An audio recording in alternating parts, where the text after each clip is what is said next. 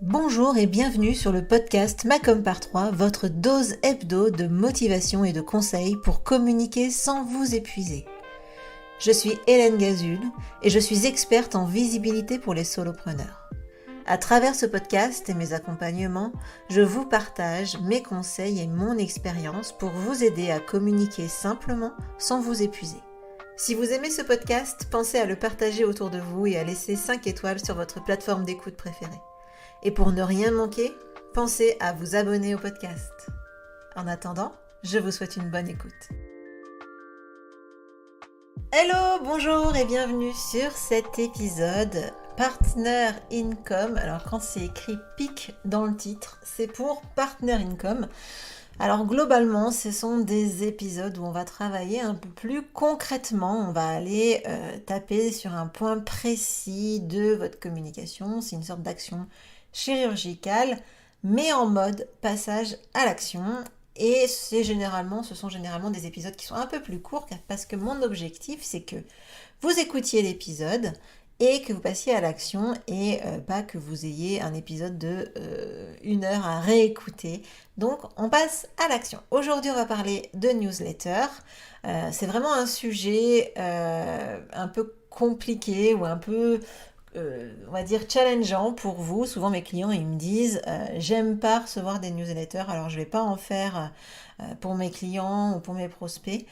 C'est souvent un frein qu'on a alors que dans les faits c'est vraiment une action de visibilité extrêmement efficace, surtout pour vendre. Alors comme je sais que vous n'avez pas vraiment envie de vendre, vous pouvez tout de suite écouter un autre épisode.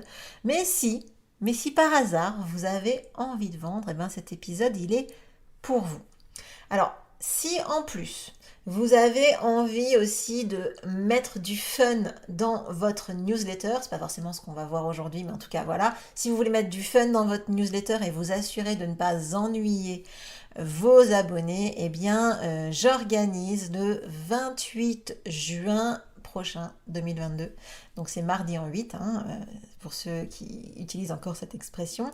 Donc j'organise un atelier Mets du fun dans ta newsletter avec Marie-Josée Gagné de la Canopy qui est experte en gamification, en ludification aussi, elle dit.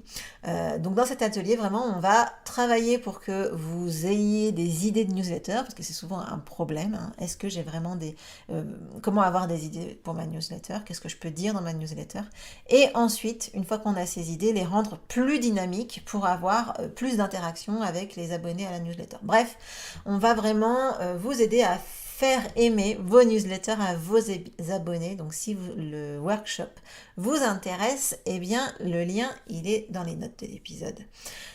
Donc feu, go, allez-y, on va passer un bon moment. C'est un atelier live de 2 heures durant lesquelles on va co-construire, on va faire du brainstorming comme dit Marie-Josée. Donc voilà, vraiment, on va vraiment passer un bon moment au-delà du fait d'en plus travailler sur la newsletter et la rendre plus fun à écrire et plus fun à lire. Allez, sur ce, maintenant que la petite partie autopromo, elle est passée, on va améliorer votre newsletter grâce à des actions rapides à mettre en place. J'ai dit 24 heures pour améliorer, optimiser votre newsletter. L'étape 1, c'est d'analyser les statistiques. C'est toujours la base. Pour améliorer quelque chose, il faut savoir ce qui doit être amélioré. Donc, on regarde les statistiques de ces newsletters. À minima, on regarde les statistiques d'ouverture, donc le nombre de personnes qui ont ouvert votre newsletter. Si les statistiques sont vraiment pas bonnes, là du coup, on va tout simplement travailler sur l'objet du mail, parce que il n'y a que ça qui donne envie d'ouvrir, c'est l'objet du mail. Donc, on retravaille là-dessus. En gros, en dessous de 10% de taux d'ouverture, il faut rebosser. Mais c'est vrai que pour vous c'est compliqué, même vous vous dites j'ai que 30% d'ouverture, c'est pas beaucoup, mais c'est déjà vachement bien. Si vous aviez 30% de lecture de vos posts par rapport à vos abonnés sur les réseaux sociaux, vous seriez aux anges.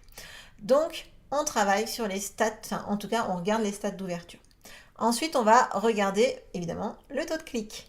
Donc là, à nouveau, si le taux de clic il est pas bon, ben, il va falloir retravailler les appels à l'action. Bon, déjà, pour qu'il y ait un taux de clic, il faut il y ait des liens, hein, il faut qu'il y ait des clics, il faut il y ait de quoi cliquer. Mais si vous avez vraiment mis des appels à l'action, s'il y a déjà des liens, etc. dans votre newsletter, eh ben, va falloir retravailler les appels à l'action. Un taux de clic qui est pas mal, on va dire qu'on est à 5% par exemple. Donc, en dessous de 5%, on bosse, hein. On bosse un peu plus. Et on retravaille les appels à l'action. Un truc qui peut vous permettre d'être rapidement plus pertinent et d'avoir des résultats meilleurs, c'est d'ajouter le prénom de votre lecteur à l'endroit où vous voulez qu'il clique.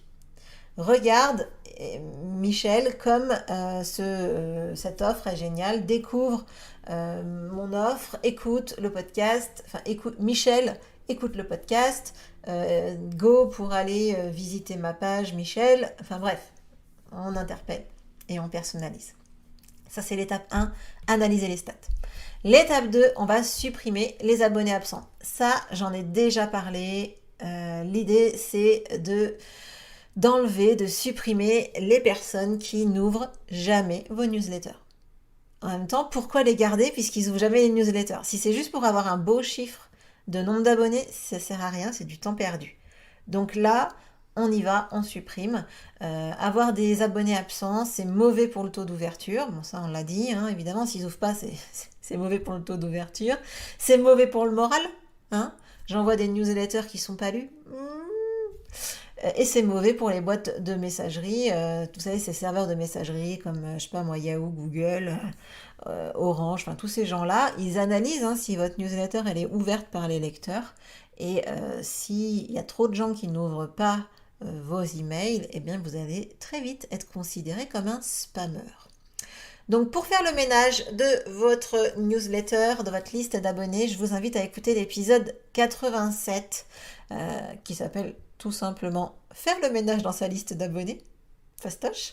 Et là, je vous dis tout le process hein, pour tout simplement faire ce ménage. Je vous donne aussi des bonnes raisons de le faire. Donc allez-y, écoutez cet épisode si vous voulez faire cette étape 2, donc de supprimer les abonnés absents. Je vous mets le lien dans les notes. L'étape 3, c'est d'ajouter vos clients parmi vos abonnés à la newsletter. Donc là, c'est une chose qui est vraiment facile à faire, ça se fait en 2 secondes. C'est pourtant une chose qu'on oublie souvent de faire. Moi, la première, hein, j'ai des nouveaux clients qui arrivent, ils m'ont contacté en direct, ils sont passés, je sais pas, le bouche à oreille, ils sont allés directement via les réseaux sociaux, j'en sais rien. Il n'empêche que ça se fait pas tout seul de les ajouter à la newsletter. Donc peut-être que vous pouvez tout simplement mettre une automatisation en route. Peut-être que vous pouvez, je sais pas moi, faire un système, vous mettre dans votre process que quand vous avez un nouveau client, vous l'ajoutez tout simplement à votre newsletter parce que c'est vraiment très important. Ce qu'il faut vous dire, c'est qui a le plus de chances de vous acheter à nouveau ou de vous recommander. Clairement, c'est un ancien client. Donc, on tortille pas, on l'ajoute à sa newsletter. C'est rapide à faire et très très efficace. Si vous voulez une astuce en plus, au moment où vous ajoutez vos clients dans votre liste d'abonnés à la newsletter, vous ajoutez un tag hein, pour bien dire qu'ils sont clients. Si possible même pour dire qu'est-ce qu'ils ont acheté.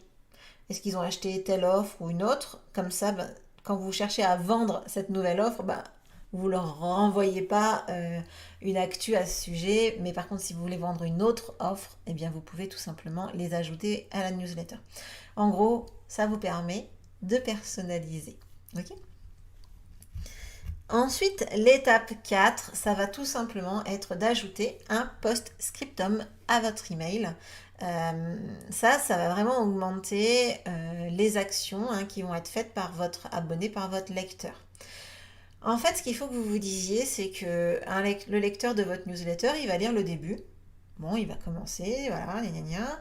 Et puis, si votre newsletter, il y a un moment donné, il décroche, il en a peut-être un petit peu marre, il n'a pas la motivation de tout lire, et il va quand même aller jusqu'en bas au cas où. Au cas où hein. Globalement, dans notre vie, on fait beaucoup de choses au cas où, mais sans nous en rendre compte.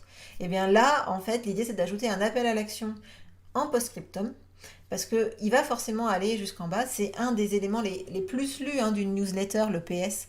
Donc vraiment, mettez des informations et pourquoi pas votre appel à l'action à cet endroit-là. Donc si je résume les 3 étapes, les 4 étapes ou les 4 actions que je vous conseille de faire pour optimiser votre newsletter de façon rapide, mais en même temps pour avoir des résultats. L'étape 1, c'est d'analyser vos stats. L'étape 2, c'est de supprimer les abonnés absents. L'étape 3, c'est d'ajouter vos clients à vos abonnés. Et enfin, l'étape 4, c'est d'ajouter un post-scriptum. Dernière astuce en guise de conclusion. Avant de vous laisser pour aller optimiser votre newsletter, gardez en tête quand vous écrivez votre newsletter, une newsletter égale un message. Pas plus. Un passage à l'action. Pas plus. Si vous vous dites ouais, j'ai plein de choses à dire, donc je vais faire une sorte de pot pourri de toutes les infos que j'ai en tête et tout, mes ateliers, mes machins, dans une newsletter, ça c'est niette, on oublie, parce que dans pot pourri, il y a tout simplement pourri. Et c'est donc vraiment pas une bonne idée, c'est clairement pas ce qu'on a envie de faire, on a envie de faire vivre une expérience de fou à nos lecteurs, donc on va plutôt, au lieu de tout mettre là en mode je te balance tout ce que j'ai, tu feras le tri toi-même, et bien vous allez tout simplement faire plusieurs newsletters. Généralement, les gens qui ont trop de choses à dire dans une newsletter, c'est des gens qui n'en envoient pas assez souvent. Donc, si vous envoyez une newsletter par trimestre ou une newsletter par an, et que, évidemment, vous avez plein de choses à dire dans votre newsletter, c'est normal. Dans ces cas-là, faites-en tout simplement plusieurs.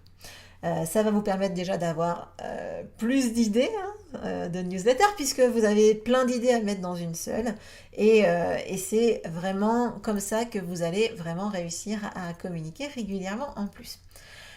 Si vous avez envie de mettre du fun dans votre newsletter, vous pouvez nous rejoindre pour l'atelier, évidemment, on sera ravis de vous accueillir pour travailler sur cette partie gamification de votre newsletter, apporter un peu de fun dans la vie de vos abonnés. C'est avec plaisir qu'on vous attend. Le lien est dans les notes de l'épisode. Sur ce, je vous souhaite une très très bonne semaine. Je suis vraiment ravie de vous avoir partagé toutes ces astuces pour optimiser votre newsletter et je vous dis à la semaine prochaine pour le prochain épisode du podcast. Ciao!